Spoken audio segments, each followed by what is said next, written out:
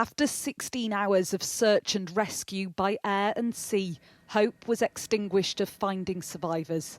This is now a mission to recover the bodies of those unaccounted for. They lie most likely beneath the mangled metal of the collapsed bridge. Based on the length of time that we've gone in this search, the extensive search efforts that we've put into it, the water temperature, that at this point we do not believe that we're going to find any of these individuals still alive. We're hoping to put divers in the water and begin a more detailed search to do our very best to recover those 6 missing people. Yo! What the f?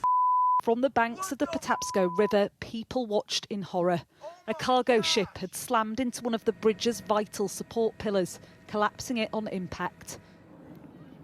People gathered to see the destruction for themselves, struggling to fathom the loss.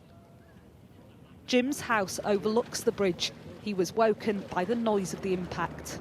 The house shook a little bit, and at first I thought it was a sonic boom from an airplane. I've never heard a sound quite like it. It lasted for 6 to 10 seconds, and then it's just indescribable. All those unaccounted for are maintenance workers from Mexico and Central America, Sky News understands. They were fixing potholes on the bridge. Jose works for the same company. Yes, my friends were working there. It's very hard. Have you been able to find out any news about them?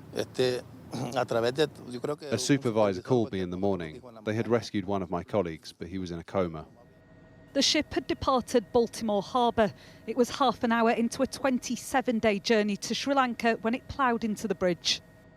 The crew aboard this vessel made a mayday call just minutes before impact, saying the boat had lost power and warning of a potential disaster. That gave officials time to stem the flow of traffic on the bridge and presumably avoiding an even worse catastrophe. This is what the bridge looked like before today. 31,000 vehicles crossed it every day. President Biden said federal government would pay for the reconstruction. I've directed my team to move heaven and earth to reopen the port and rebuild the bridge as soon as humanly possible. Divers will return to this water at daybreak to resume the search, this time to try and give some solace and answers to the victims' families. But with cold, dark water and dangerous debris, it will take time. Martha Kellner, Sky News, Baltimore.